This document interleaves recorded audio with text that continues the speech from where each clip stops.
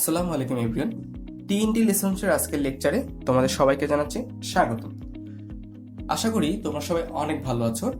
আমরা কথা বলছিলাম ফায়ার ওয়াটার ডিমান্ড নিয়ে, এবং আগের ভিডিওতে আমরা ফায়ার ওয়াটার ডিমান্ডের জন্য ব্যবহৃত বেশ কিছু ফর্মুলা দেখার চেষ্টা করেছি, এবং আজকে আমরা দেখার চেষ্টা করব ফায়ার ওয়াটার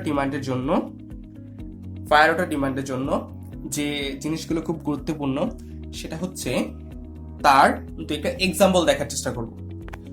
তার আগে চলো আমরা ফর্মুলাগুলো আরেকবার একটু রিক্যাপ করে নিই। আমার প্রথম ফর্মুলা ছিল, সেটা হচ্ছে কার জন্য, সেটা ছিল হলো NBFU এর জন্য। যদি আমি ওয়াটারের পরিমাণটা বের করতে চাই তাহলে ফর্মুলা ছিল Q = 1020√P × 1 - 0.1√P। এরপরে কুচলিং ফর্মুলার জন্য আমার ফর্মুলা ছিল, যদি ডিসচার্জ বের করতে চাই Q এর পরিমাণ তাহলে কত ছিল 700 × √P, এবং তার জন্য যদি আমি নাম্বার অফ স্টিম বের করতে চাই তাহলে ফর্মুলাটা ছিল 2.8 × √P, এবং সবার লাস্টে ফ্রিম্যান ফর্মুলা আমরা দেখেছিলাম, সেটার জন্য ফর্মুলা ছিল Q = 250 × P/5 + 10। এই ফর্মুলাগুলো দিয়ে আজকে আমরা একটি এক্সাম্পল করার চেষ্টা করব। তাহলে চলো শুরু করা যাক।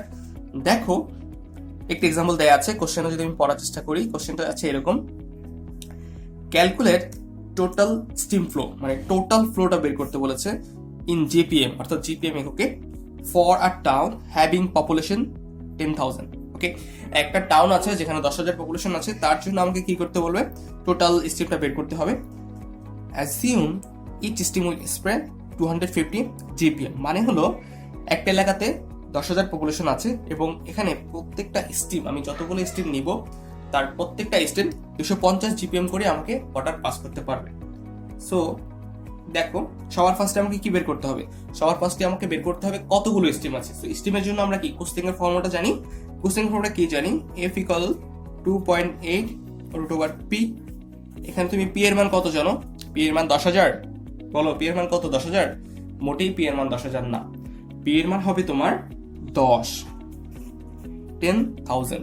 তোমাকে আগেই বলেছি আমরা এই ফর্মুলাগুলোতে সবসময় যে ভ্যালুগুলো বসাবো সেই ভ্যালুগুলো অবশ্যই হতে হবে কিসে, সেই ভ্যালুগুলো অবশ্যই থাউজেন্ডসে বসাতে হবে। তাহলে P এর মান কত পেয়েছি? 10। তাহলে এখন বসাও, এখানে কত হচ্ছে 2.8 × √10।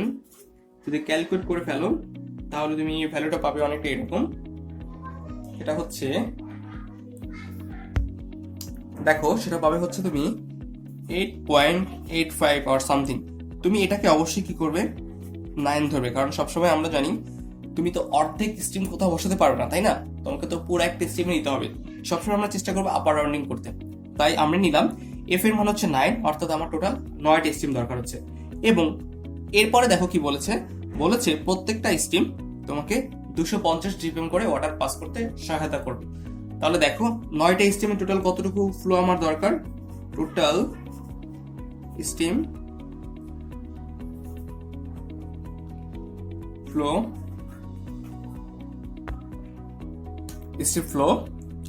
একটা আর হবে, ঠিক আছে, ইকুয়াল টু কত? দেখো প্রত্যেকটা স্টিম দিতে পারে তোমাকে 250 জিপিএম, এবং তোমার স্টিম আছে এখানে 9টা, 250 × 9 পেয়েছি।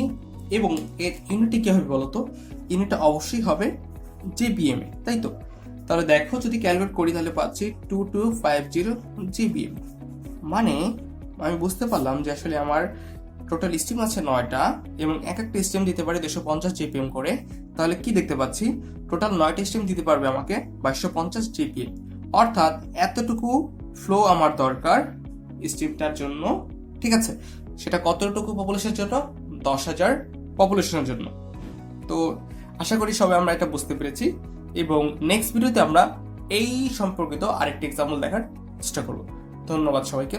আসসালামু আলাইকুম।